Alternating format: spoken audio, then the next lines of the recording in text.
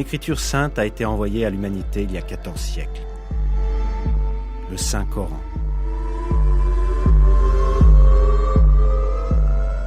Depuis le jour de sa révélation jusqu'au jour du jugement, il restera le seul et dernier guide pour l'humanité. Il y a d'innombrables preuves indiquant que le Coran est la parole de Dieu. Dans le premier film, nous avons étudié les preuves qui sont des miracles scientifiques du Coran. Dans ce film, nous allons continuer à examiner ces miracles scientifiques qui prouvent que le Coran est la révélation de Dieu. Nous allons voir qu'un grand nombre de faits scientifiques que nous n'avons été capables d'établir qu'en utilisant la technologie moderne, depuis les couches de la Terre jusqu'à la dérive des continents, et depuis le sexe d'un bébé aux particules subatomiques, ont été révélés dans notre livre saint il y a 14 siècles.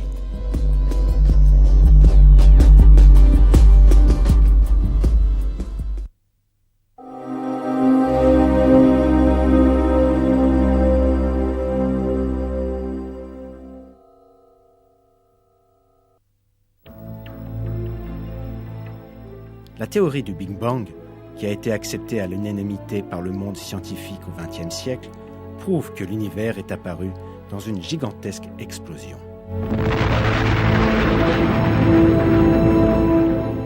Un verset du Coran a révélé ce fait, il y a 1400 ans.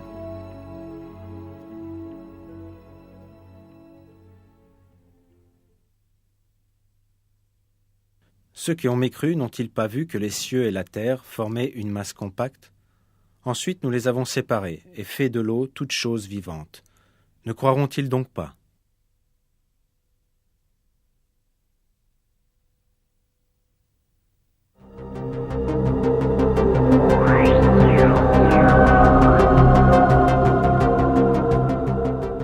Le mot ratq, qui est traduit par former une masse compacte, signifie en arabe mélanger, fusionner dans le langage courant.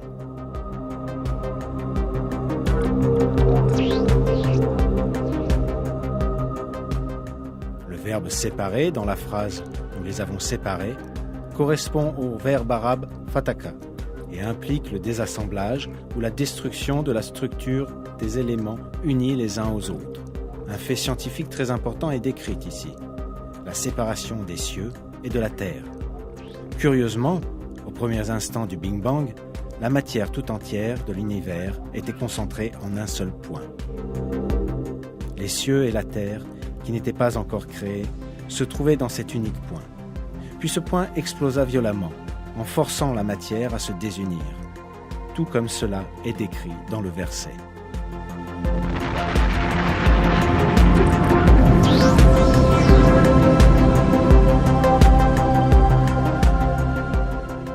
Les gens vivant il y a 14 siècles ne possédaient bien sûr pas les connaissances scientifiques ou la technologie leur permettant de savoir que la Terre, le Soleil, la Lune et les étoiles, et tout ce qu'ils voient ou tout ce qui est invisible dans le ciel, étaient initialement unis en un seul point.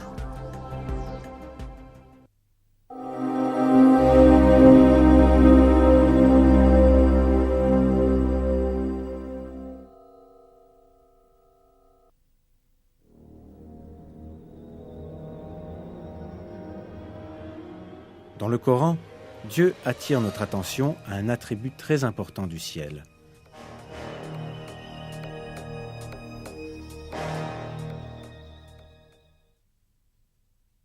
Nous avons fait du ciel une voûte protégée, et pourtant, il se détourne de nos signes.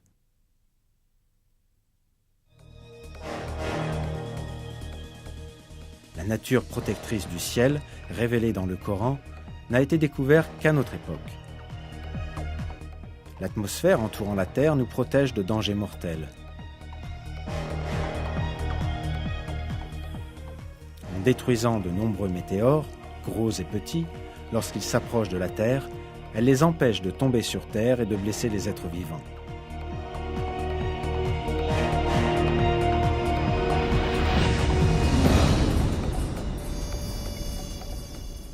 Elle filtre les rayons lumineux venant de l'espace qui sont nuisibles aux êtres vivants.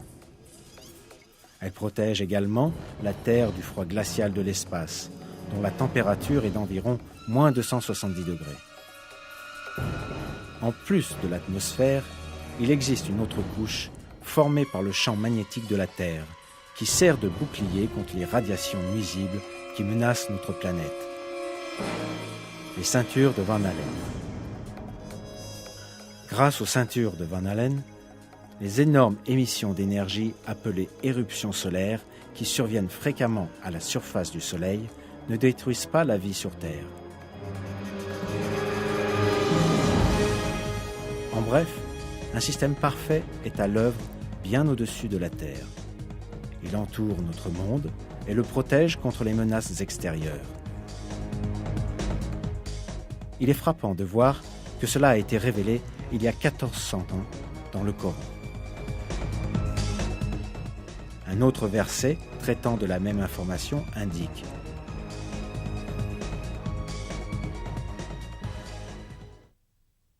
c'est lui qui vous a fait la terre pour lit et le ciel pour toit.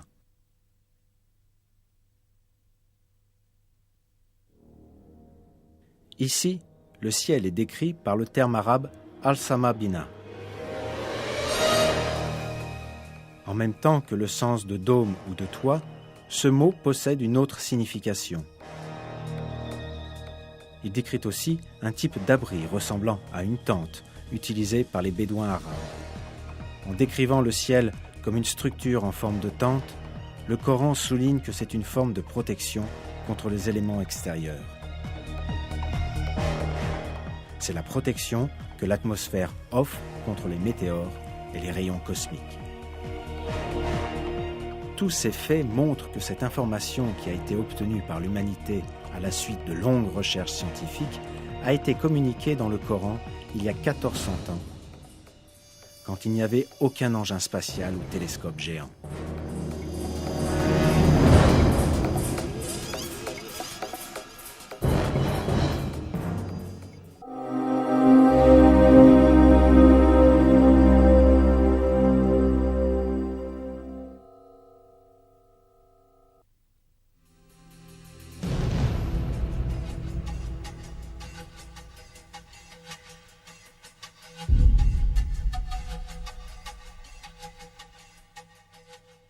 La Terre est composée de 7 couches.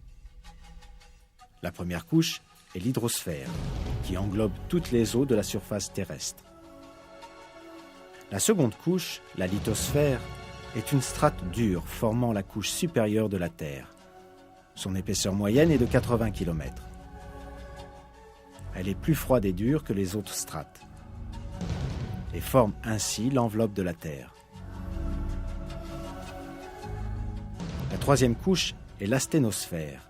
Elle est composée de substances chaudes, semi-solides et fondues.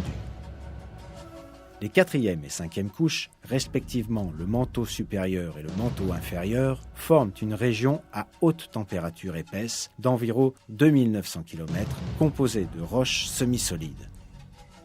Le noyau de la Terre se compose de 2 parties. L'une est le noyau externe liquide, épais de 2200 km. L'autre est le noyau interne solide, épais de 1250 km, les 6e et 7e couches.